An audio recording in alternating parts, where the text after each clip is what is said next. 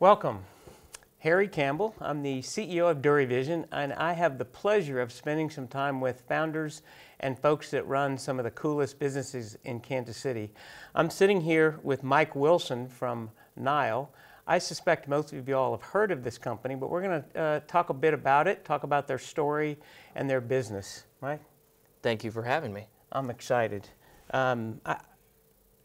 Your business is one that is fascinating to me. I'd love to understand a little bit about your journey and how you came to be. What was it, 6 years ago or so? Yeah, 6 years ago, I made my first Google searches of how to make a watch. And, yeah, I think that's kind of a funny part of our story is we started out this company not necessarily knowing, coming from a background of watchmaking. My dad bought me a Tag Heuer when I was 18, and I had run my own web and mobile app development business.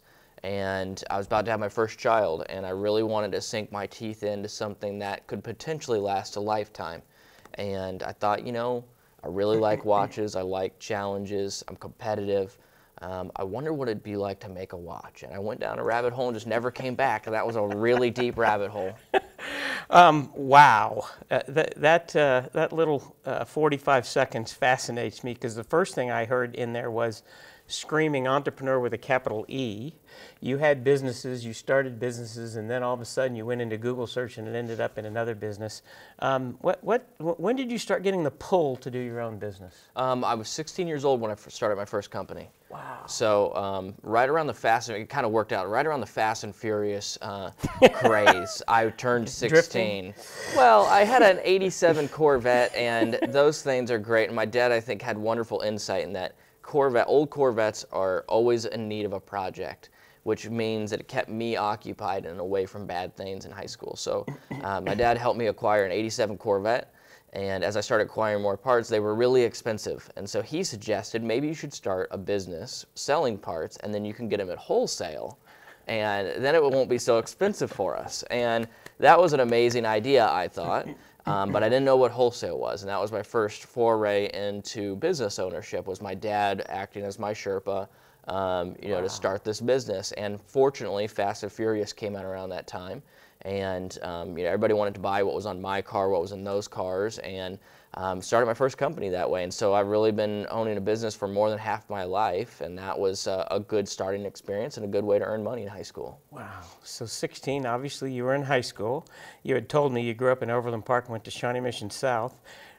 Did you actually do this out of your basement garage, or did you have space? No, this was very much an at-home business prior to kind of like that being a trendy thing. This was, what I did was back at this time everything was ordered out of catalogs. So I built a lot of relationships with suppliers that supplied stuff to the movies, and everyone wanted a certain wheel or a certain tire or something of the sorts. And so I was drop shipping from these people to them and brokering these deals. Well, ultimately, this was around the time that the internet was starting to take off, and I began to scan and digitize my catalog, not out of being brilliant by any way, but out of being annoyed that I kept having to order catalogs to give to other people to look through to place orders with me. So I would just give them a web address, and they would go and look at it, and that's when the business really started to take off.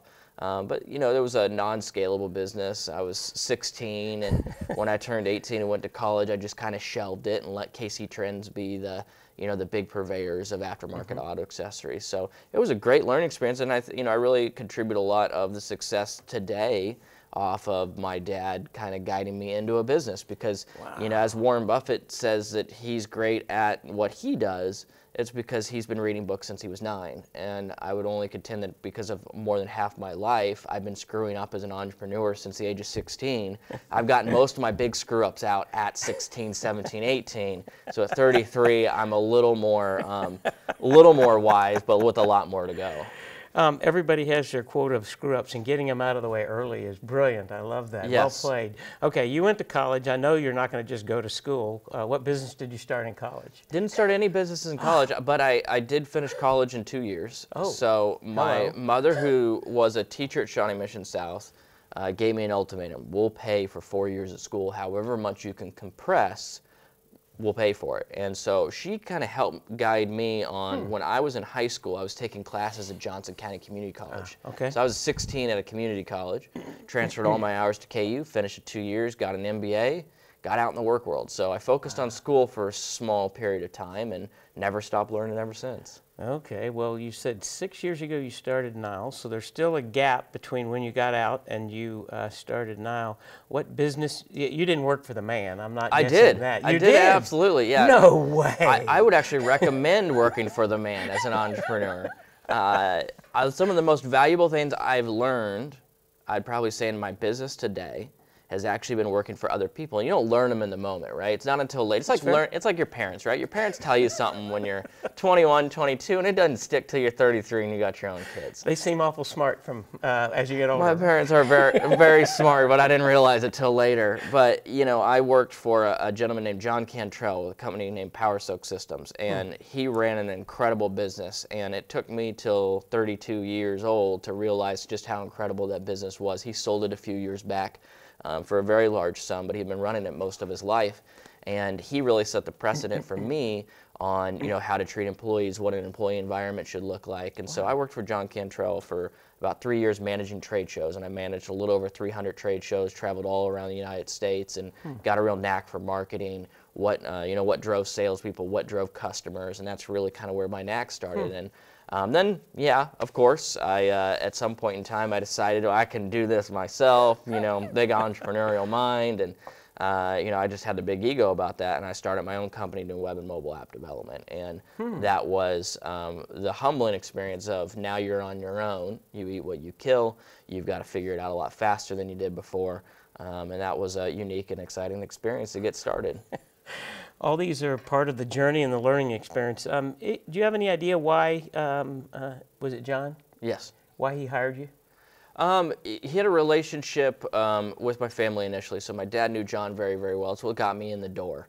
And if looking back at it, I've never been asked that question. If looking back at it, I would think he said he saw probably a lot of energy out of me. You know, I was excited to be in that role. I'm a competitive guy, so there's nothing that I feel like he couldn't have thrown at me that I wouldn't have wanted to figure out. And you know, my dad raised me with a real strong level of work ethic, and I hope and I think he probably saw that. But I think that's something that I like about myself personally, is the work ethic my parents ingrained in me at a very, very young age. I love something you said there that got you the foot in the door. I love connecting people, helping people out, but at the end of the day, what I do is I give them an opportunity, and then it's their gig after that. That's what you were saying, wasn't it? Absolutely, and you know, I mean, I think a lot of people I grew up with always, I think it's a generational thing. You know, you're like, oh, I want to do this on my own. I don't need my dad's help. And the world's a very difficult place, right? Whether you're in a job or you're building a business, and you should take any opportunity that comes your way, and you know, bury the pride. If it's your dad or your cousin or a girlfriend that got you in the door, take the opportunity, because it's always going to be up to you, and you can always be told no. You know, fortunately, I embraced the fact that my dad made that introduction. I didn't have any chip on my shoulder that, you know, this was going to somehow be easier because he made that introduction. But I think that's the way it goes in business too, right? You get a lot of introductions, you know, and we just want to take those opportunities, but it's up to us to make it or break it. And, you know, I think for every one that an entrepreneur has made, there's been 10 that we didn't make. So, you know, people usually only get to see the good ones. Amen. Okay, March of 12, you Googled how to make a watch. When did the company start? The idea started that day. When did the company start? About a year and a half later. Wow. So it was about a year and a half of research.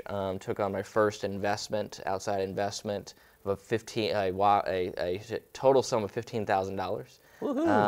And that got me the kind of first prototype parts. Sold our first watch in 2014. 2014, and I've been selling watches ever since. Wow. Do you remember who you sold the first one to? Mark Andreessen, which is the Netscape, right? And one of the most renowned venture capitalists currently in the world. And he saw an article on TechCrunch and bought serial number 001 of the first Niall 1. And from what I heard, as legend goes, is that he bought it, he opened it up, looked at it, and shoved it in a safe. And a friend of his said, you know, you could really change those guys' life if you just wore that in public. And he goes, could you imagine what it would be like to own number 001 of the first Rolex. No way am I ever touching that. And it's somewhere sitting in a safe wherever Mark Andreessen keeps his watches. Oh, that's very cool. Given my age, I know him well because Netscape was the thing, and he was at, I think, the University of Illinois, one of the people that helped really get the internet browsing, the browser going, and Jim Barksdale, all these names take me way back. Wow. Yeah, you know, phenomenal. we're fortunate, and a gentleman from Kansas City named Nathan Jones actually is now their chief of staff, and so we've had a very great opportunity to go out there and meet with the Andreessen Horowitz team from time to time and just experience, you know, what life is like not in Kansas City. And everyone's been very, very kind. I think that's been the fortunate part of this business. A lot of doors have opened, and doors I don't think could have been open if we ran some other type of company. So it's been a really good ride. Wow. So you sold your first watch, we'll call it 4 years ago, 3.5, 4 years ago. Tell me about the journey from there to here. Well, it's been quite a journey for sure. You know, I don't think anybody or anything can prepare you for whatever business you get. I mean, you could start a web and mobile app development business and then a watch business, and there's some transfer learning that happens, but it's not going to really prepare you for the new travels. And you know, the journey from there to here has been fulfilled with really great excitement, like when Ned Yost's Apple Watch got banned and we replaced the watch on his wrist with our watch, and then we happened to win the World Series. And I'm a very strong believer in luck. A lot of entrepreneurs will say I make my own luck. I feel it's just incredibly egotistical to say that, because for me in business, luck is a model or an event you cannot repeat. And I cannot repeat Ned Yost getting his Apple Watch banned, me happened to get it on his wrist, and then us winning a World Series. That's a model you can't predict. And that's not part of your marketing program this year? No, not at all. I don't think the Royals are going to do like we hope. You know, we all pray that they'll do. But you know, I think that's the journey has been with a lot of these really kind of cool stories of these opportunities that have come our way. Us being opportunistic, capitalizing on those, and then us just having a real kind of core foundation of where we're going. And so, no matter what happens, up, down, left or right, we're still on a very core mission about what we're building in America and what we want to do for the watchmaking industry. And so we fortunately started with a very, very good foundation, and that has led us ever since. Wow. I want to switch gears a little bit because of this discussion about luck and business. It makes me wonder, how do you think about your culture, how you've shaped it, and how you hire to that? Well, that's definitely changed over time too. I feel like I've definitely made the mistakes in the hiring side. I think I read a really good quote from Zuckerberg, who did a really good interview a couple days ago, where he says, you know, I've trusted the wrong people, I've put the wrong people in the wrong positions, I've made every mistake, but I've just kept going and kept trying to figure it out. And you know, I feel like we're kind of catching our stride now. We've got employees at the company that we all share the same vision, not just in where we're going, but in what the culture should be like. And our culture is one of absolute and constant improvement. You know, to be a watchmaker, you're making a product, and I would love for someone to find me more that are like this, but I don't know many other products that require you to make something that lasts a lifetime. Not even a home lasts a lifetime. Wow. Cars don't last a lifetime. So we're challenged with the ideals of creating a product that lasts a lifetime and the service that comes with it. Wow. And so that requires constant improvement, constant involvement, who we are, how we engage with customers, how we compete. So, you know, we are very competitive as a group. We are very cohesive. We believe in constant improvement. You know, and I would say we do believe in luck. There are things as a company we look at and we just take them as blessings that have come our way of not believing that we're so great that we managed to make the world shift on its axis, but better yet, you know, we were just fortunate enough to be in the right place at the right time and see it and be as a team and make things happen. And that's been pretty incredible. Wow.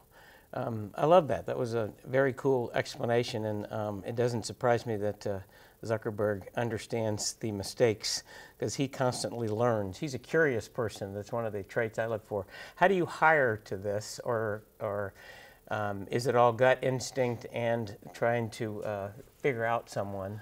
No, I definitely think, you know, in our business there's a model for what can be hired, and one of the most strong commonalities I found of great employees at a company with our culture is people that are currently or former competitive athletes. And a lot of that is when you're a startup, you're never going to have it all figured out. No matter what the world thinks you are, you got it figured out. Everything on the back end, you're always trying to continuously improve. And so competitive athletes understand the struggle. They understand, that they need to achieve a certain thing, but they're not quite there. They understand what failure feels like, and all these just different things that require you to be a really good employee at a young startup. So for us, being a competitive athlete is a really good thing, and quite frankly, humbling. Finding a really good, humble person that is there to be a part of a system, that's not looking to come into a small company and be the man. Wants to be a part of a movement. And I think we've found some really great people that feel like they're a part of our movement, that are making an impact, but understand we're all part of this thing together. And there's no one person greater than the other. And that's been an incredible culture that I really like where our company's going because of who we have. Wow. How many employees do you have now? We've got 5 employees. At our greatest, we had 12, and we were well overstaffed. Okay. I'd call that one of our early mistakes, is hiring people to fulfill tasks rather than build a segment of business. And I think that, especially as a young company, is super important. I'd rather spend more money and hire a talented person that can build consumer sales or build a service department than to hire somebody to just enter in orders or fulfill product. And I think that's just the evolvement of being a young businessman and young entrepreneur. You're always trying to learn, and sometimes you got to shed the old model and find a new model. Very fair.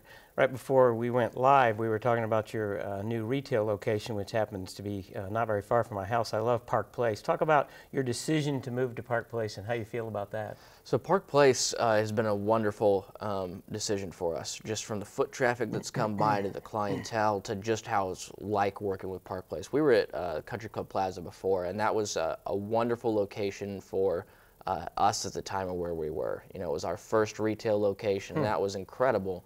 But when you're in the luxury watch business, everyone's going to tell you go where the money's at. That's what they say, and it's not necessarily about that. You really need to go in our business where the largest density or volume of people that are capable of buying your product are. And running a luxury watch business, people automatically assume the richer you are, the more likely you are to be a customer Niall, and that's not the case. When we have customers that are farmers that own 2,000 acres of land, entrepreneurs, CEOs, doctors that have been grinding it out for 10 years of their life. And so our customer is a very non-traditional customer to what you think. There's a lot of wealth developed in different areas, and we've embraced those that are all in. So a farmer that is building 2,000 acres and farming 2,000 acres of land is an all-in man. That guy struggles every day to get up and make food that goes onto our table. Just the same way that the CEO of a big company struggles to build their company and provide jobs. And so we've captured that all-in entrepreneurial American type of ethos, and that has opened us up to a different type of customer than the traditional watch business. Wow. So I would say that your decision to move is one that you are happy with, and you think this is going to work big time. Absolutely. I love the fact we own our own store. We'd love to open up more stores. I really believe in the Tesla model, where they've got totality of ownership from manufacturing down to retail experience. And we open our own store here in Kansas City because we owe it to the people of Kansas City. They are our customers. They are the ones that have helped build this business, and we believe that it's our duty to deliver the best experience possible to people of Kansas City. Wow. As I mentioned earlier, I'm the CEO of Dury Vision, and we're a high-end business. We don't take insurance. Our prices for LASIK and lens replacement surgery are quite a bit higher than our competitors, but we're worth it. And our whole experience and our doctors and our technology is wrapped together into a brand that matters and is worth it. I think there's a lot of similarities. Absolutely. And by the way, we're out in South Overland Park, south of 435 also. And we love the area because in a 5-mile radius, you've got a lot of people that care about things like that and also have the monetary means to be able to pay for the services. Absolutely, and I feel like that's maybe a misconception about a luxury product is that they go across categories, across areas. There is a commonality of what it means to deliver a better product, and often that is a more expensive price product. You know, and so there's a lot of crossover between these two businesses. Yeah. Absolutely. I grew up at Procter & Gamble in marketing, and they have premium price products, but it's more 20% premium. Yep. Because they invest in it with regard to R&D and advertising. Working at Dury Vision, where we're even more higher end and frankly we're more like a spa, has made me really get interested and excited about understanding the psychology of the high-end business and what makes people buy and not. We're an upper middle class business. There's not enough fabulously wealthy people to make a sustained business doing what we're doing, so you have to make sure that you appeal to a broader range. Have you found that same thing? Absolutely. You know, I feel like, especially in our business, it's interesting because the lower you go in price, the more people are interested in feature benefit. You know, why is your luminescent, you know, a different color than this brand or that brand? You know, and the answer is, well, they got $1 billion and I don't, right? You know, they can make luminescent brighter than me because they got another $1 billion to spend on it. But you know, what I'm finding, you know, with a commonality, especially with you know, our customers, is we do appeal to a broad audience. I hope that's our goal. And specifically in our business, we have two segments. We have customers, which is, you know, a 35 to 65-year-old male or female that's a CEO, entrepreneur, lawyer, or doctor. Typically, that's about 85 to 90% of our customer base. And then we've got a lot of fans, and we spend as much time appealing to our fans as we want to appeal to our customers, because that is the next generation or potentially the next pocket of people that will become customers.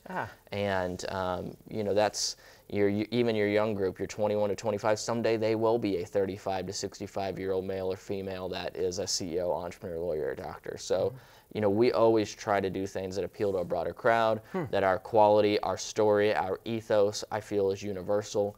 And we've been embraced very well by Kansas City, and hopefully we get embraced by more cities. Wow, that's cool. Tell me about the name. How the heck did you come up with it? So Niall is, 6 years ago I took a DNA test and found that I'm the direct descendant of King Niall of Ireland, which the name O'Neill means of Niall. And when I started this company, I thought that'd sound a heck of a lot better than putting Mike Wilson on the dial of a watch. I don't think people would spend this price if it said Mike on the dial. So, or even Wilson, maybe they think you were one of the Beach Boys, right? You know, or football company, right? Yeah. So Niall's definitely my DNA and my ethos, and to me it's a better way of putting my name on the dial of the watch than my name itself. Wow, got a nice little panache to it. Yeah, you know, it's kind of, somebody once said, you don't want to do that, no one can pronounce it. And I said, Audemars Piguet, Patek Philippe, Vacheron Constantine. Maybe it's just going to appeal as a luxury brand.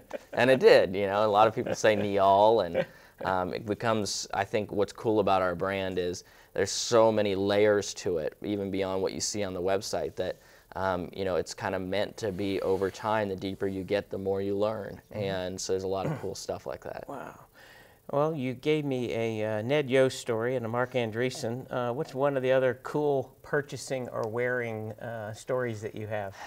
You know, we've definitely been blessed with a lot of really cool stories and meeting cool people. And you know, if I had to think of any, I would genuinely say one of the more cooler experiences I've seen, even though I haven't had a chance to meet them, is David Ball here in town, who owns Ball's Foods. Sure. I would consider him probably the closest thing to a mentor, and he calls from time to time. We spend time together. We go to his in-house locations, and he tells me all about how he operates an incredibly successful business. And surprisingly, there's a lot of crossover between grocery and luxury watches. Okay. Because he's in a luxury grocery business, right? In-house okay. is a more premium price product. And you know, he's been in the food business for a long time, and he purchased a watch to give as a gift to Evander Holyfield before the Floyd Mayweather fight. Wow. That's cool. Many months ago. And so it was kind of last minute thing, gets on the phone calls and says, Mike, I'd really like to purchase a watch to give to Holyfield. I'm going to give it to him at this place at this time. I need it in 30 minutes. And that's a lot of our business, right? I need this and I need it right now. Birthday, last minute, whatever it may be. And so we did it. We got it to him, had it delivered to him on the tarmac, and he gave it to Holyfield, got a great photo. Holyfield loved it.